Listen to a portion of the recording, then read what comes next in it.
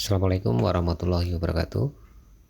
Halo, berjumpa kembali bersama sahabat Pon TV. Dan di kesempatan kali ini kita kedapatan handphone Oppo A5 2020 dan keluhannya adalah LCD-nya pecah. Jadi seperti ini kondisi saat ini untuk handphone Oppo-nya.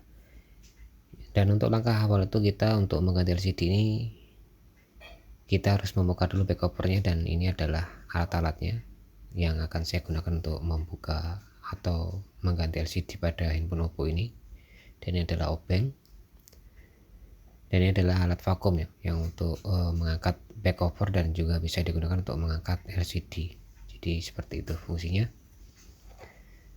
Untuk langkah yang pertama kita harus membuka terlebih dahulu back covernya dengan cara dipanaskan. Bagi teman-teman yang nggak mempunyai alat seperti ini, bisa menggunakan setrika bisa, atau solder uap bisa, bahkan hair dryer juga bisa.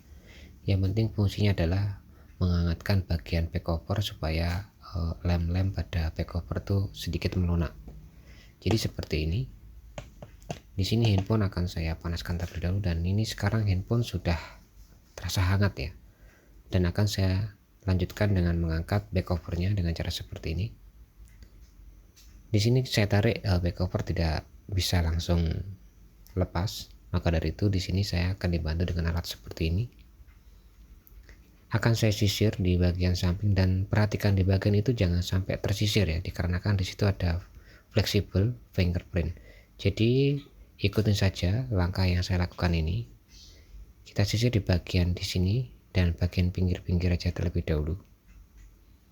Pastikan sudah menemukan sedikit jalan. Setelah itu di sini saya menggunakan alat yang seperti ini, yang agak lebih kaku lagi. Untuk alat yang sebelumnya itu agak tipisan ya, dikarenakan fungsinya adalah untuk mencari celah-celahnya saja terlebih dahulu. Dan ini sudah menemukan sedikit celah, dan di sini akan saya lanjutkan menggunakan alat yang agak lebih keras lagi. Bagi teman-teman yang nggak mempunyai alat seperti ini, bisa menggunakan SIM, bekas SIM juga bisa, yang penting fungsinya sama. Dan di sini akan saya sisir-sisir terlebih dahulu, dan dibantu dengan jari-jari untuk supaya back covernya sedikit terangkat. Dan nggak usah khawatir ya, untuk back cover ini sedikit elastis ya, jadi walaupun ditekuk-tekuk dia agak elastis, jadi nggak keras begitu dan rentan untuk pecah ya. Tapi tetap hati-hati juga cara melepasnya, jangan sampai dipaksa terlalu. Dan ini bagian situ adalah bagian ada flexible fingerprint ya, yang seperti yang saya bilang. Di bagian ini harap hati-hati, dan kalau bisa jangan disisir ya. Dan kalau di sini saya tetap saya sisir, tapi dengan hati-hati sambil melihat celah-celah di bagian fleksibelnya di bagian mana, biar tidak robek kena alat yang saya gunakan ini. Dan di sini berhubung sudah mendekati fleksibel, saya gunakan ibu jari saya saja untuk lebih amannya. Dan bagian sini juga masih ada sisa lemnya. Dan ini sepertinya sudah sedikit mau terangkat. Jadi seperti ini bentuk daripada fleksibel, dan itu ada fleksibel fingerprintnya itu. Jadi jangan sampai di bagian ini kita sisir menggunakan alat seperti itu ya, karena dipastikan pasti akan tersangkut pada fleksibel fingerprint dan akan mengakibatkan putus nantinya. Setelah itu kita lepas penutup fleksibel fingerprintnya. Ada penutup yang warna hitam seperti ini. Dan ini adalah penutupnya. Dan di sini konektornya akan saya lepas terlebih dahulu. Dan ini adalah bentuk daripada back covernya pada Oppo A5 2020. Bila mana back covernya sudah terlepas, di sini akan saya lanjutkan dengan melepas baut-baut di bagian belakang mesin.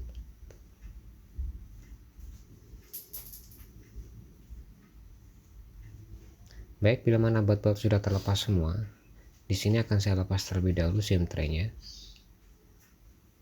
Bila SIM tray sudah terlepas, di sini akan saya membuka casing di bagian belakang ya. Akan saya lepas di bagian slot SIM tray-nya itu dengan ibu jari saya. Saya sisir sampai melingkar seperti ini. Dan ini sebenarnya sudah mau terlepas, dan sekarang untuk casing bagian belakangnya sudah terlepas, dan seperti ini bentuknya.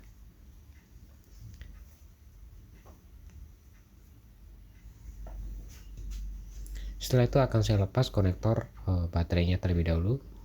Bila sudah terlepas, di sini akan saya angkat baterainya dengan cara memegang plastik yang warna hijau itu.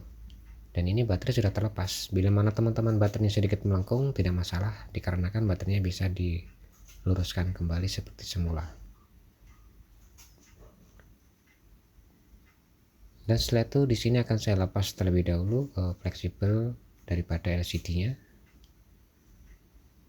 Dan di sini akan saya panaskan terlebih dahulu. Tapi di sini sepertinya LCD sudah tidak terlalu bagus di frame-nya ya. Jadi di sini saya panaskan dikarenakan LCD sudah sedikit terangkat, jadi sudah mudah untuk saya angkat. Nah, dibantu alat bakong seperti itu, LCD saya tarik, dan di sini nampaknya juga masih ada sisa-sisa lem. Oh, jadi seperti ini bentuk LCD-nya, dan ternyata handphone ini dulunya sudah pernah diganti ya, dikarenakan di sini ada stempel R8. R8 itu adalah LCD yang bukan originalnya ya. Jadi LCD yang pernah sebelumnya diganti terlebih dahulu. Dan di sini masih ada sisa-sisa lem-lemnya ini harus kita bersihkan terlebih dahulu. Dikarenakan ini adalah yang pernah diganti LCD-nya, tentunya lemnya ini sangat keras banget. Bila mana belum pernah diganti lemnya, belum pernah diganti LCD-nya, lemnya agak sedikit gampang kita bersihkan. Dan pastikan lem-lemnya nggak ada yang tersisa supaya nanti LCD bisa terpasang dengan sempurna. Dan ini adalah LCD yang akan saya gunakan untuk menggantinya nanti. Dan bagi teman-teman yang akan mengganti LCD, pastikan terlebih dahulu dites terlebih dahulu dan jangan sampai merobek segel di bagian LCD ya. Di sini LCD akan proses saya tes terlebih dahulu.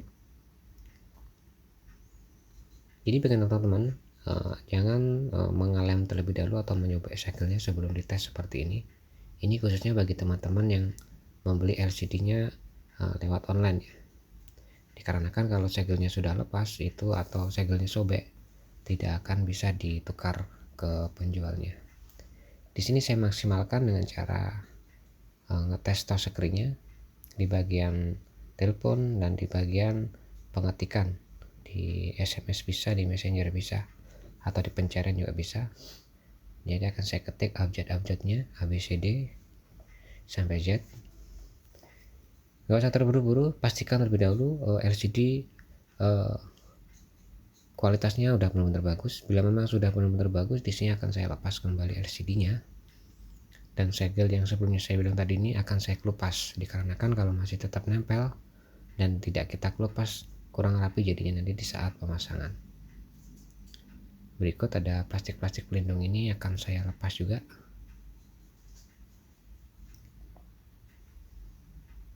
Dan di sini ada double tip yang tertempel di bagian fleksibel ya.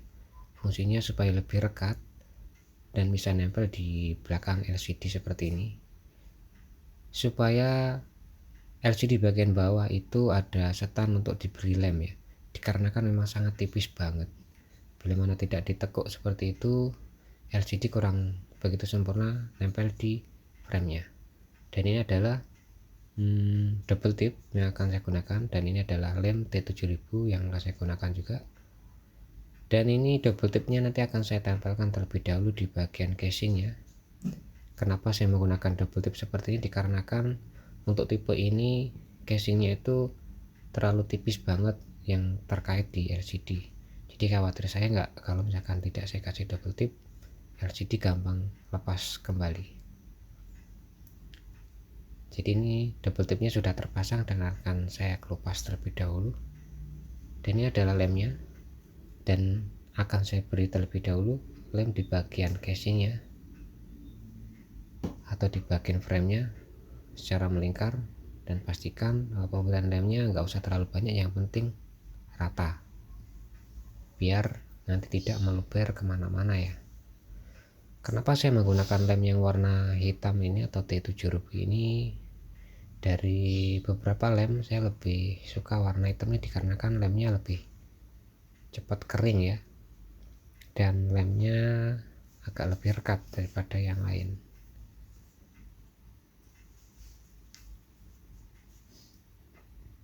Dan di sini saya masih proses pemberian lem secara melingkar. Tidak usah terburu-buru, yang penting kondisinya atau pemberian lemnya yang rapi ya. Bila di pemberian di lem di frame-nya tadi sudah, di sini akan saya lanjutkan pemberian lem pada LCD-nya juga. Dan di sini juga akan saya beri lemnya, nggak usah terlalu banyak-banyak, yang penting rata. Bagian sini kalau bisa agak banyakin sedikit bagian bawah. Bagian samping dan bagian atas ini hati-hati, di situ ada kelihatan seperti transparan, itu jangan sampai diberi lem ya, dikarenakan itu adalah sensor, ada sensor, nanti kalau misalkan tertutup lem, sensornya nanti tidak akan bekerja secara maksimal bagian itu. Jadi harus hati-hati, jangan sampai dikasih lem. Bila sudah pembelian sudah selesai, di sini kita akan pasang LCD-nya. Di bagian ini adalah bagian yang cukup krusial ya, jadi harap hati-hati. Di sini saya akan pasang terlebih dahulu di bagian bawah, dikarenakan fleksibel ada di bagian bawah. Saya paskan terlebih dahulu dan bagian atas akan saya tahan. Bila sudah memang bawah pas, bagian atas akan saya turunkan seperti ini, pelan-pelan. Biarkan LCD mencari posisinya sendiri, dikarenakan memang bentuk daripada LCD ini sudah memang menyerupai dibentuk sesuai framenya. Jadi kita tekan, tapi ditekan secara halus seperti itu. Dan bila mana ada sisa-sisa lem yang meluber, bisa langsung kita bersihkan di saat memang posisi lemnya masih keadaan basah ya. Jadi nanti biar LCD biar kelihatan terpasang secara rapi.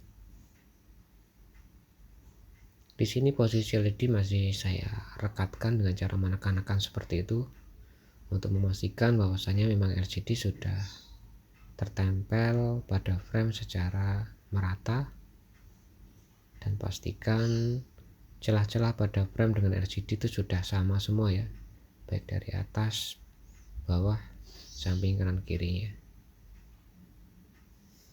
Di sini sekalian saya bersihkan sisa-sisa lem ya. Bila memang sudah kelihatan seperti sudah rata, di sini akan saya lanjutkan proses selanjutnya. Akan saya pasang terlebih dahulu konektor fleksibel LCD.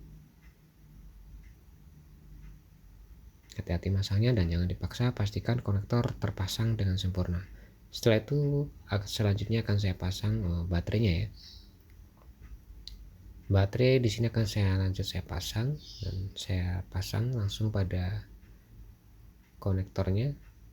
Dan akan saya nyalakan terlebih dahulu sebelum saya memasang back covernya untuk memastikan apakah memang LCD ini sudah bekerja atau belum.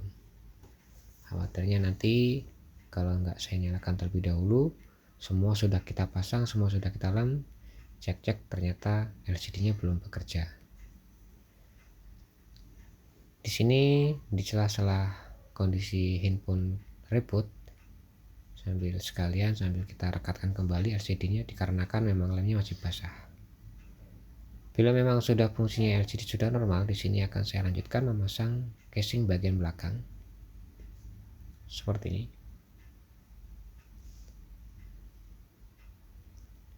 Kita pasang dulu dan sambil kita rekatkan sedikit saja LCD-nya, dan kita tes sekali lagi. Oke, sudah berfungsi, dan di sini akan saya lanjutkan dengan memasang baut-bautnya tadi, dan pastikan tidak ada baut yang tertinggal ya. Di sini akan saya pasang terlebih dahulu baut-bautnya, dan pastikan juga nggak ada yang tertinggal komponen-komponen di dalam tadi itu, baik fingerprintnya juga sudah terpasang semuanya. Dan ini adalah daripada back covernya ya. Jadi ini back covernya karena nempel, di sini akan saya lanjutkan dengan melakukan pemberian lem kembali. Dikarenakan ini nanti sering dibuka tutup, di sini tidak akan saya kasih lem terlalu banyak, saya kasih sedikit saja supaya nanti bila mana ada permasalahan pembukaannya lebih gampang. Dan di sini akan saya lanjutkan pemasangan konektor fleksibel fingerprint, dan saya pasang penutupnya. Jangan lupa bautnya dipasang juga. Bila sudah dipasang dan sudah dikasih lem, di sini back cover akan saya rekatkan pada casingnya, sama dengan cara yang tadi itu. Dan saya masukkan SIM tray-nya,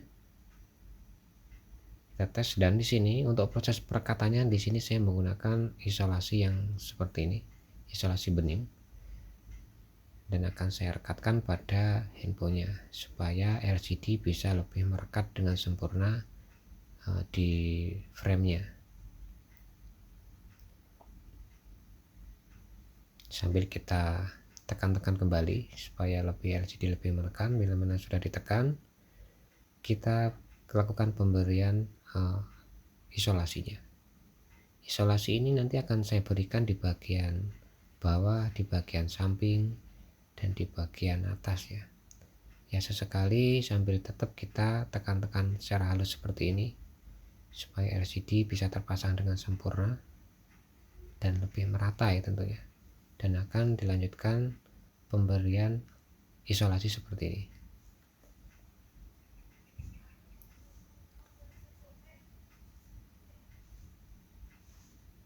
Pemberian isolasi bagian atas, dan nanti akan kita lanjutkan juga di pemberian isolasi juga di bagian samping. Jangan lupa sambil direkat-rekatkan lagi seperti ini biar posisi LCD terpasang dengan sempurna. Soalnya tahap finishing adalah tahap yang menentukan bagaimana nanti LCD itu terpasang dengan sempurna atau tidaknya di framenya. Ya, kelihatannya sudah terpasang dengan sempurna. Mungkin cukup sekian ya tutorial dari kami, dari sahabat Bun TV, pemasangan LCD pada handphone Oppo A5 2020. Jadi cukup sekian tutorial dari kami, mudah-mudahan bermanfaat. Akhiri, wassalamualaikum warahmatullahi wabarakatuh.